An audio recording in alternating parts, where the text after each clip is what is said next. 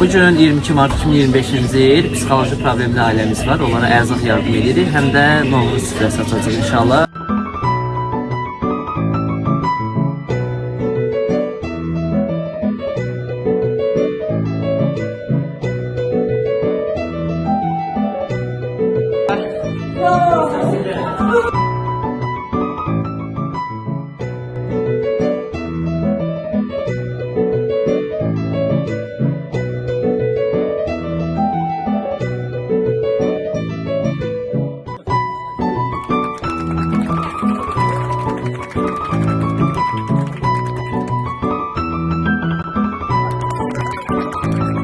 Getirsin, yolumuzu getirsin. İnşallah. Sağ olsun. Çok hamdülüdür.